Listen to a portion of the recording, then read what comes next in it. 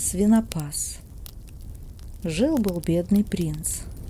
Королевство у него было маленькое-прималенькое, но жениться все-таки было можно, а жениться-то принцу хотелось. Разумеется, с его стороны было несколько смело спросить дочь императора: «Пойдешь за меня?» Впрочем, он носил славное имя и знал, что сотни принцесс с благодарностью ответили бы на его предложение согласием. Да вот, ждите-ка этого от императорской дочки. Послушаем же, как было дело.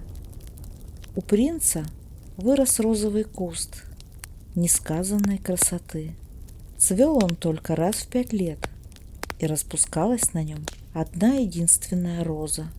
Зато она разливала такой сладкий аромат, что, впивая его, можно было забыть все свои горести и заботы. Еще был у принца соловей, который пел так дивно, словно у него в горлышке были собраны все чудеснейшие мелодии, какие только есть на свете. И роза, и соловей предназначены были в дар принцессе. Их положили в большие серебряные ларцы и отослали к ней. Император велел принести ларцы прямо в большой зал, где принцесса играла со своими фрейлинами в гости. Других занятий у нее не было. Увидев большие ларцы с подарками, принцесса захлопала от радости в ладоши. «Ах, если бы тут был маленький котенок!» — сказала она. Но появилась прелестная роза. «Ах, как это мило сделано!» — сказали все фрейлины. «Больше, чем мило», — сказал император. «Это прямо не дурно». Но принцесса потрогала розу и чуть не заплакала. «Фи, папа», — сказала она, — «она не искусственная, а настоящая». «Фи», — повторили все придворные, — «настоящая». «Погодим сердиться, посмотрим сначала, что в другом ларце», — возразил император. И вот из ларца появился соловей и запел так чудесно, что нельзя было сейчас же найти какого-нибудь недостатка. «Превосходно, чудесно, волшебно», — сказали фрейлины. «Да», — сказал император и заплакал, как ребенок. «Надеюсь, что птица не настоящая?» — спросила принцесса. «Настоящая», — ответили ей достававшие подарки послы. «Так пусть она летит», — сказала принцесса, и так и не позволила принцу явиться к ней самому. Но принц не унывал, вымазал себе все лицо черной и бурой краской, нахлобучил шапку и постучался. «Здравствуйте, император», — сказал он. «Не найдется ли у вас для меня во дворе какого-нибудь местечка?» «Много вас тут ходит да ищет», — ответил император. «Впрочем, постой, мне нужен свинопас. У нас пропасть свиней». И вот принца утвердили придворным свинопасом и отвели ему жалкую, крошечную каморку рядом со свиными закутками.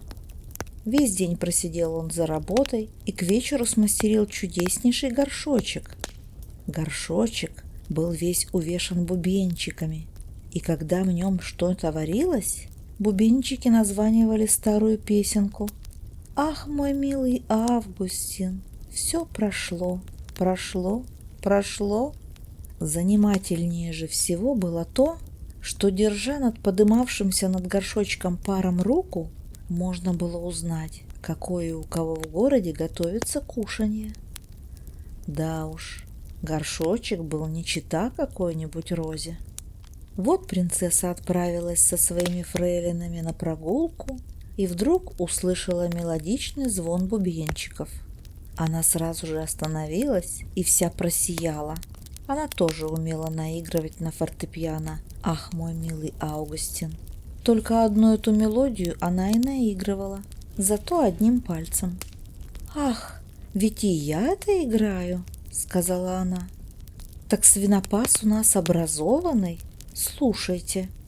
Пусть кто-нибудь из вас пойдет и спросит у него, сколько стоит этот инструмент.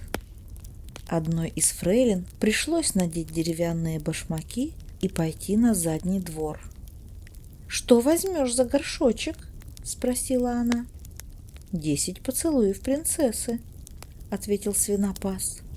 «Как же это так?» – возмутилась фрейлина.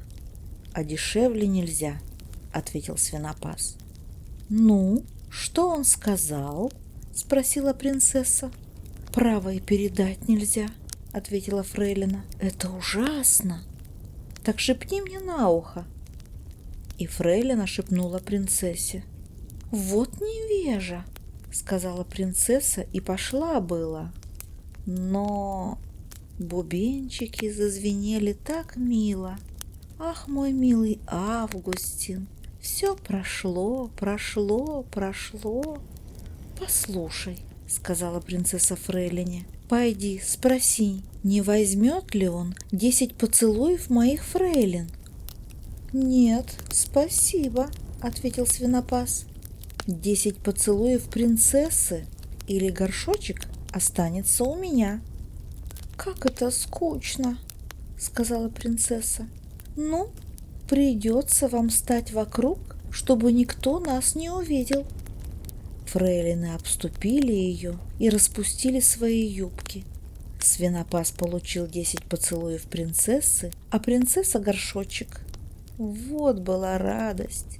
Целый вечер и весь следующий день горшочек не сходил с очага, а в городе не осталось ни одной кухни, о которой бы они не знали, что в ней стряпалось. Фрейлины прыгали и хлопали в ладоши.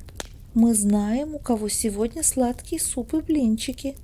Мы знаем, у кого каша и котлеты. Как интересно!» «Да, но держите язык за зубами. Я ведь императорская дочка». «Помилуйте», — сказали все. А свинопас, то есть принц, но для них-то он ведь был свинопасом, даром времени не терял и смастерил трещотку. Когда ею начинали вертеть по воздуху, раздавались звуки всех вальсов и полек, какие только есть на белом свете. «О, это неподражаемо», — сказала принцесса, проходя мимо. «Вот так попурри. Лучше этого я ничего не слышала. Послушайте, спросите, что он хочет за этот инструмент, но целоваться я больше не стану». «Он требует 100 поцелуев принцессы», — доложила фрейлина, побывав у свинопаса. «Да он в уме или нет?» — сказала принцесса и пошла своей дорогой, но сделала 2 шага и остановилась. «Надо поощрять искусство», — сказала она. «Я ведь императорская дочь. Скажите ему, что я дам ему по вчерашнему 10 поцелуев, а остальные пусть получат от моих фрейлин». «Ну, нам это вовсе не по вкусу», — сказали фрейлины. «Пустяки», — сказала принцесса. «Уж если я могу целовать его, то вы и подавно. Не забывайте, что я кормлю вас и плачу вам жалование». И фрейлине пришлось еще раз отправиться к свинопасу. 100 поцелуев принцессы», — повторил он. «А нет, каждый останется при своем». «Становитесь в круг», — скомандовала принцесса, и фрейлины обступили ее. «Что это за сборище?» — спросил, выйдя на балкон, император. Протер глаза и надел очки. Да это опять фрейлины что-то затеяли. Надо пойти посмотреть». И он расправил задники своих домашних туфель. Туфлями служили ему стоптанные башмаки. Эх ты, ну как он быстро зашлепал в них!